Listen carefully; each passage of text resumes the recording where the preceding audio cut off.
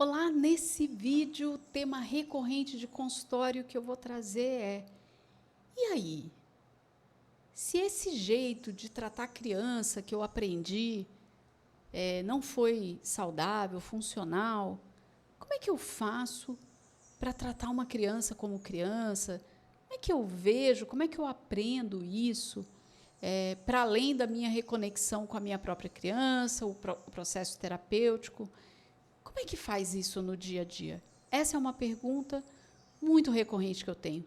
Não só de clientes que são pais, avós, e até pessoas que não pensam em ter filhos, mas quer lidar de um jeito saudável com sobrinhos, às vezes enteados, enfim, crianças de uma forma geral. E aí, para isso, eu vou trazer a minha experiência com o filme Eu Ainda Estou Aqui, do Walter Salles, que está concorrendo ao Oscar. Eu estou gravando esse vídeo em fevereiro de 2025 e eu, como muitos brasileiros, estamos aqui muito felizes e ansiosos sobre será que vai ganhar o Oscar? Mas só de concorrer já é maravilhoso, com a nossa queridíssima atriz Fernanda Torres. E, de verdade, eu fui assistir o filme sem pensar, vou assistir o filme porque vou gravar um vídeo. No way. Fui assistir o filme muito num lugar mesmo de saber um pouco mais sobre os filmes que retratam a ditadura no Brasil. Eu tenho um grande interesse por esse tema. Sou muito fã da Fernanda Torres, do Selton Mello, e depois que eu vi uma entrevista dele, eu senti não vou esperar sair em algum streaming, vou no cinema. E aí tive uma grata surpresa, para além do filme ser maravilhoso, eu vi ali comportamentos que eu quero trazer para vocês, tá bom? Mas antes disso eu vou fazer um outro disclaimer, que é explicar o seguinte: eu não pesquisei sobre a construção deste documentário.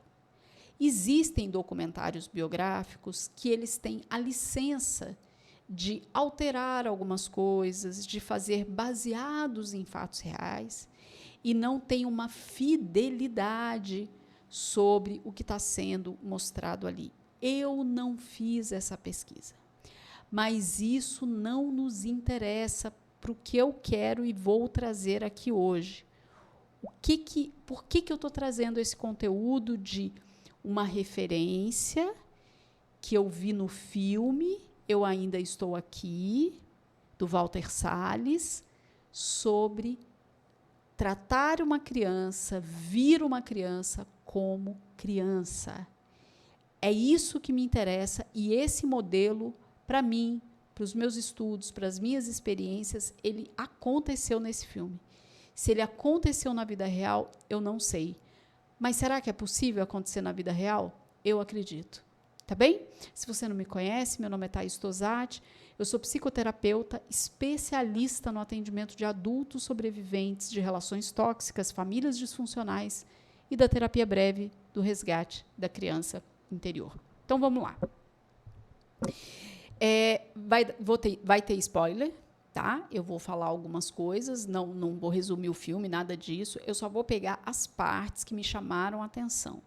E detalhe, eu assisti no cinema há 3 dias atrás e eu não fui lá para isso, então eu não estava tomando nota. Eu não tenho o filme aqui para ficar revendo e pausando e tendo detalhes. Pode ser que eu vi uma coisa e estou trazendo algo com algumas alterações. Tá bem?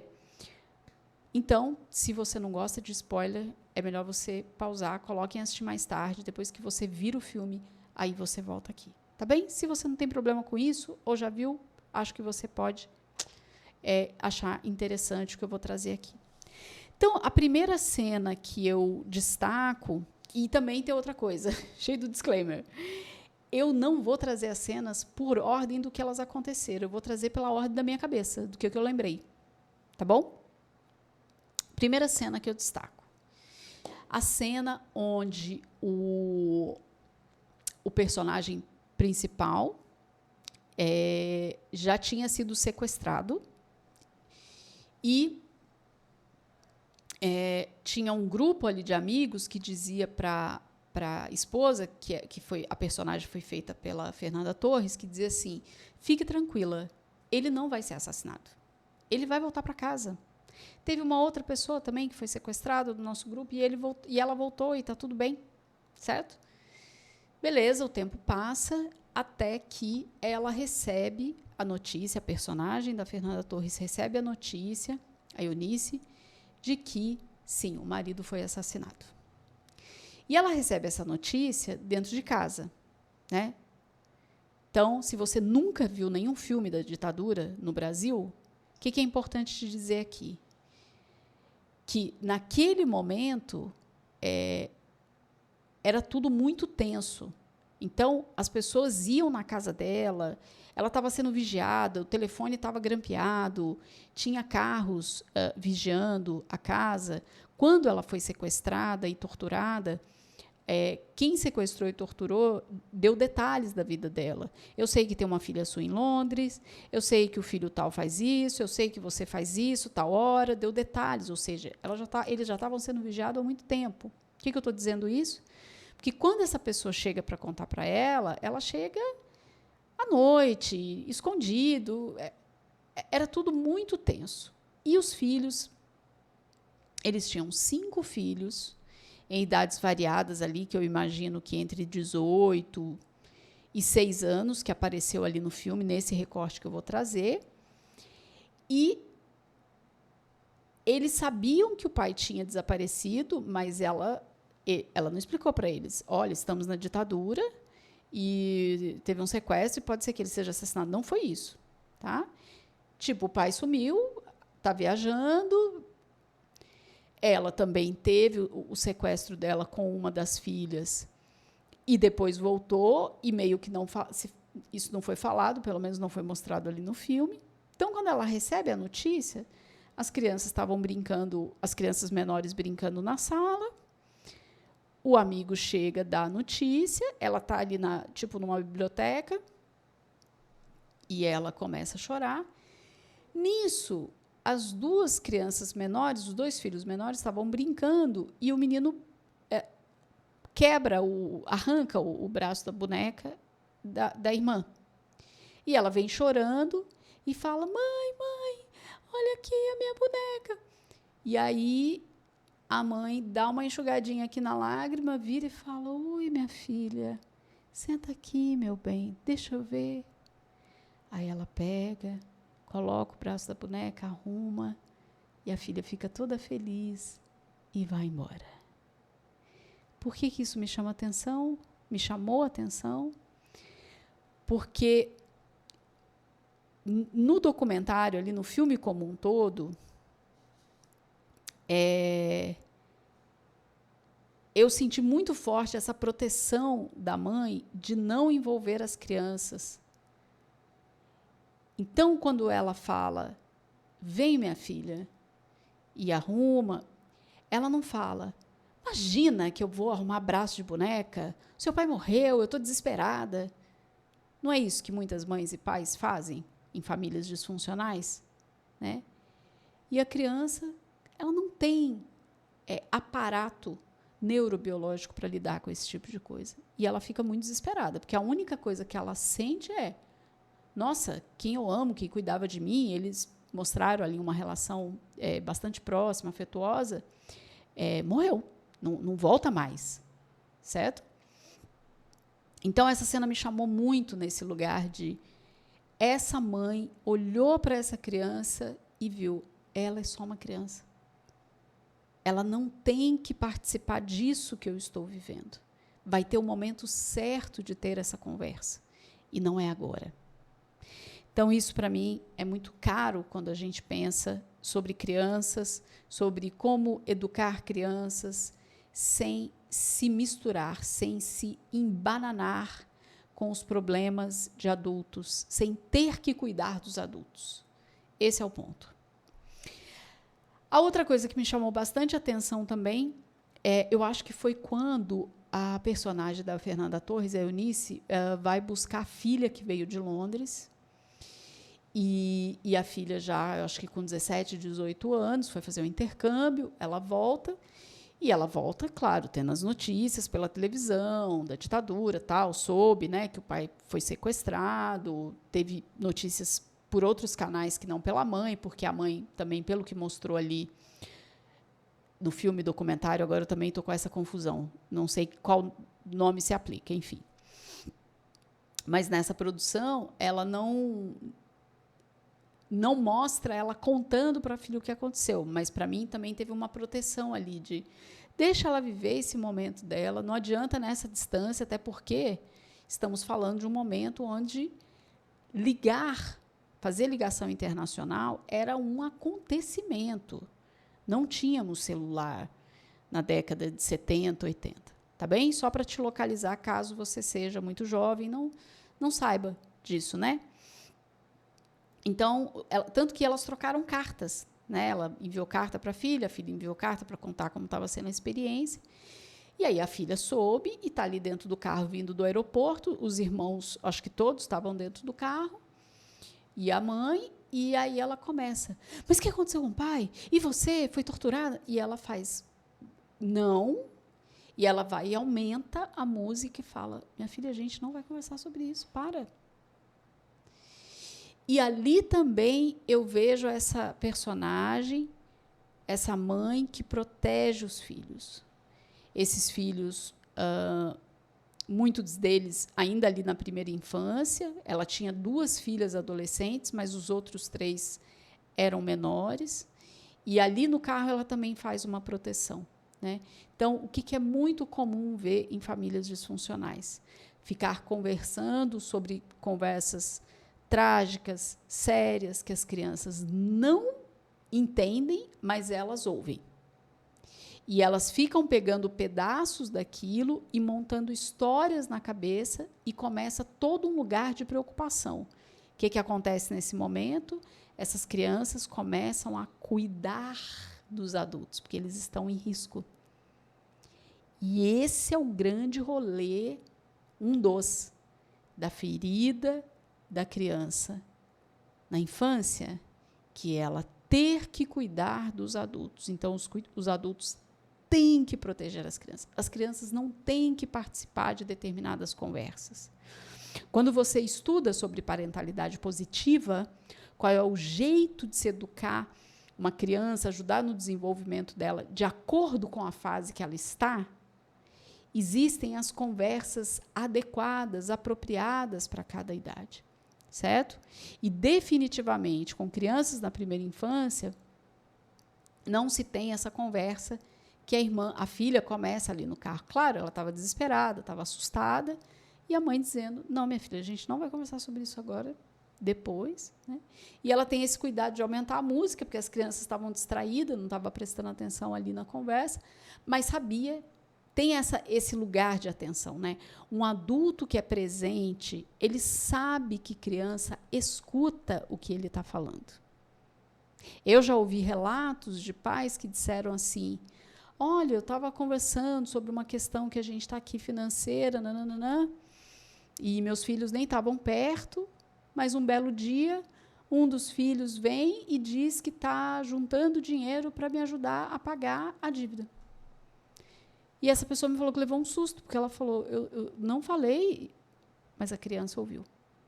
Entende? Esse é o drama.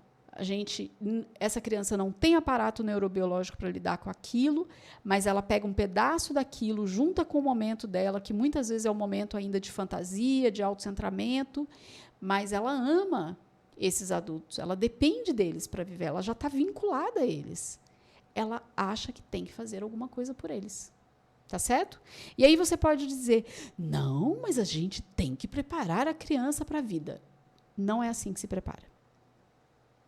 Existem formas de você ter conversa e preparar a criança a depender da fase dela. Não tire a borboleta do casulo, porque a gente mata uma borboleta quando a gente tira do casulo. Tá bem? Bem, um outro momento que me chamou muito a atenção, como que definitivamente eu não estou falando na ordem que as coisas aconteceram, porque agora eu vou falar possivelmente da primeira coisa, que foi o corredor da tortura. Quando a personagem que faz a mãe, a Eunice, representada pela Fernanda Torres, ela é sequestrada junto com uma das filhas, adolescente, elas são separadas. Eles colocam um capuz na cabeça delas, de cada uma delas, dentro do carro já. Quando chega no lugar, elas são separadas e ela fica desesperada, a mãe, e tem uma hora que ela passa pela filha no corredor, e mesmo estando com capuz, ela escuta o grito, ou então ela começa a falar, minha filha, você está aqui, minha filha? E reconhece e fala, tô, e ela fala, minha filha, fica tranquila, vão ser só umas perguntas, porque a Eunice já tinha sido interrogada, e aí ela sai, né, e fala, minha filha, vão ser só umas perguntas, e ela foi levada para uma outra cela, e ali ela fala com quem estava ali com ela, o policial, depois quem estava interrogando, ela é só uma criança, libera minha filha, ela não tem que participar disso. Então, me chamou muito a atenção como, naquele momento de desespero, ela sustentava esse lugar de ela é uma criança, ela é minha filha, ela não pode estar aqui, ela não pode passar por isso. Ela tenta, dentro das possibilidades dela, trazer alguma proteção para essa situação, para essa filha. Bem, quando ela chega, quando ela é liberada, ela fica presa, eu acho que uns 15 dias, e ela sabe disso porque ela consegue a informação de um dos policiais, né, que ela pergunta quantos dias eu estou aqui, ele fala 5, e ela sem comer, sem banho, sendo torturada, um horror, e aí ela vai riscando na parede os dias que ela está ali, por isso que ela vai conseguindo ter uma noção. Então, pelos riscos da parede, eu acho que foram mais ou menos 15 dias, como eu disse, eu não li sobre essa história, eu não pesquisei sobre essa história para trazer os detalhes, mas só para ter uma noção. Ela um dia é liberada, quando ela chega em casa, ela chega, acho que de madrugada. Ela chega de madrugada, vai tomar o banho, e aí tem uma filha dormindo na cama, e ela deita, e aí a criança, essa filha acorda, ela abraça, aí vem as outras crianças depois e abraça, e ela não fala nada sobre o que ela passou, ela fica ali naquele momento mesmo de acolhimento com essas crianças. De novo, para mim, esse é um comportamento novo, quando a gente pensa em olhar para uma criança e vir uma criança, e proteger essa criança, e trazer esse lugar de segurança para a criança sem envolver nos problemas dos adultos, que uma criança não está preparada e não tem aparato neurobiológico para lidar com isso. Tá? Uma criança pode até parecer um mini adulto pelo jeito que ela fala, pelo jeito que às vezes ela traz a opinião própria, ainda mais na adolescência, mas isso não significa que ela tem que saber de detalhes de coisas da vida dos adultos para cuidar dos adultos. Esse é o ponto. Quando você sabe, quando uma criança se desenvolve, eu vou deixar a playlist aqui, como a minha criança se sentiu ferida em cada fase, de 0 a 26 anos de idade, pode ser que isso te ajude a ter uma noção sobre, em cada fase, como lidar com aquela criança para permitir que ela continue sendo criança e ela não entenda, sinta que ela tem que cuidar dos adultos, que esses sim estão ali para cuidar e protegê-la. Tá bem? Então, ela sustenta esse lugar, apesar de ser um momento desesperador para ela, desorganizador. Ela acabou de chegar de um momento de tortura. Não é pouca coisa. Bem, uma das filhas conta para ela que estava, se eu não me engano, foi a filha que foi para Londres, que estava indo nas reuniões com os amigos do pai para poder fazer a busca, né? Como é que eles iam comprovar que o pai tinha sido sequestrado e preso. Tinha que bolar todo um jeito, porque o jeito que o sequestro foi feito não foi uma coisa dentro da legalidade, né? Por isso que chama sequestro, não teria chamado... Tinha prisão, porque tinha um pedido de prisão, e aí isso era oficial, né? Por isso que ditadura chama estado de exceção.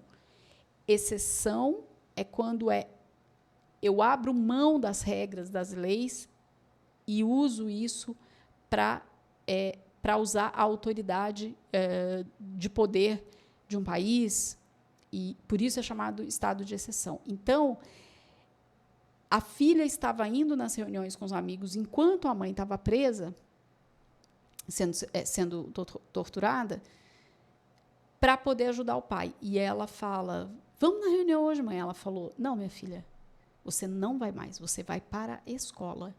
Quem vai nessas reuniões sou eu. Eu sou a mãe.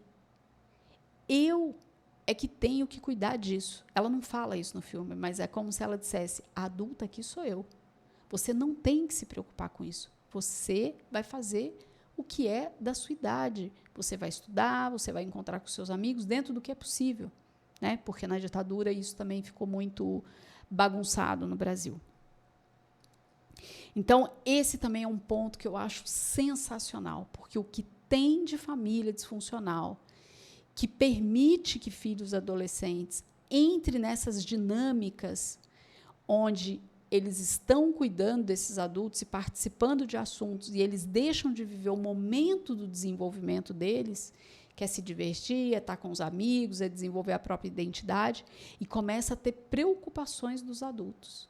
Então, ali também, para mim, é um comportamento fenomenal que essa personagem tem com essa filha adolescente.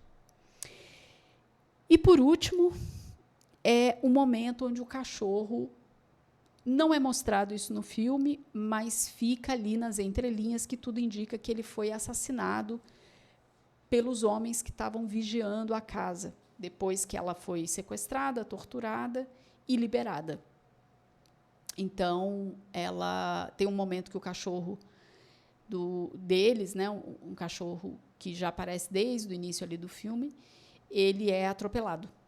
E aí eles escutam o barulho, vão ali na rua, ele está caído. E aí, lembrando, né, toda uma situação onde ela já sabe que esse marido foi assassinado, mas não tem como resgatar o corpo. Ela já não tem mais dinheiro para continuar pagando a mulher que prestava serviço para ela, que trabalhava há anos. Ela ali está lidando com todas as questões de ter que se mudar daquela casa, ter que vender a casa que eles iam construir, porque o personagem principal que foi sequestrado, ele era um arquiteto, já tinha comprado um terreno onde eles iam construir a casa, isso tudo é mostrado no filme. E ela está pensando tudo isso e 5 filhos, né? E toda essa tensão, ou seja, passando por uma situação traumática, e tendo que lidar com aquela realidade que era esses filhos serem filhos, ter alimentação, ter abrigo, ter alguma segurança, alguma diversão, e ela tendo que lidar com tudo isso praticamente sozinha. E aí, quando esse cachorro morre, ela faz todo um ritual para enterrar. Eles todos vão abrindo a cova ali no quintal para enterrar. Ela pede para a moça que ainda trabalhava com ela na casa trazer o cobertor, ela enrola o cachorro, leva para dentro e eles fazem todo o enterro. Eu achei isso assim de uma sensibilidade, como considerar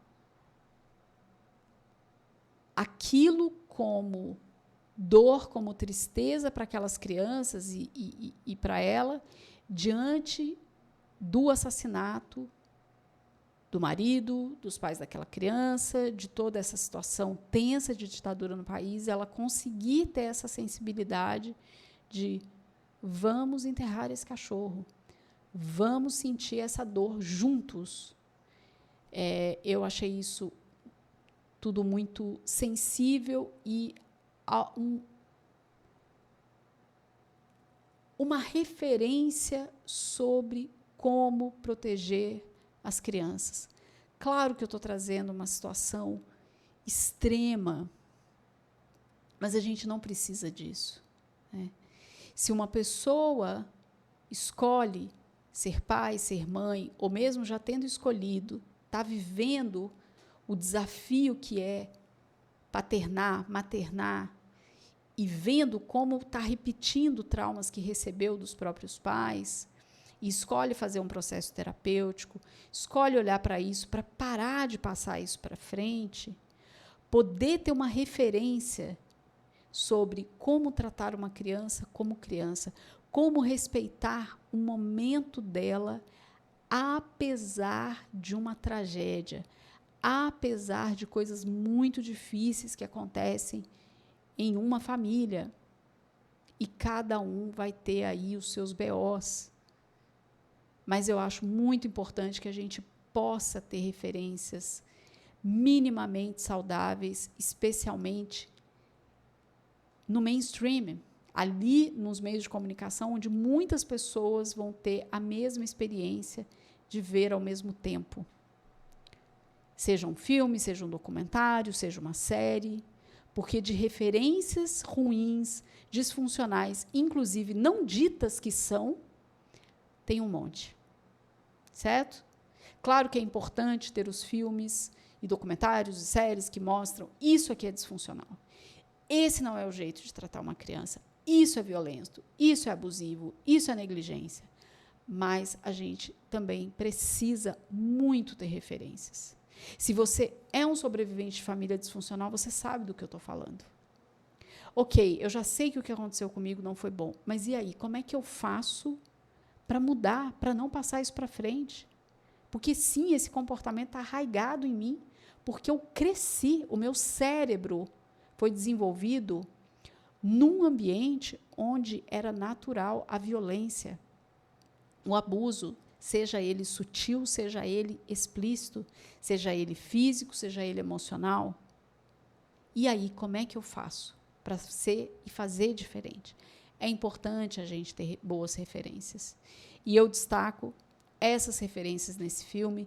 Se você assistiu e viu outras referências, por favor, coloca aqui nos comentários, eu vou gostar de ler e vou com certeza assistir de novo esse filme e vou considerar ver outras partes que com certeza eu perdi. É óbvio, eu estava super impactada com o conteúdo e ainda assim resgatei, isso veio para mim. Na verdade, nem quando eu saí do cinema eu ainda estava muito envolvida com aquele conteúdo e pouco a pouco é que eu fui me dando conta, gente, como aquela personagem sustentou um lugar de proteger e de tratar as crianças como crianças em cada fase que elas estavam ali no filme.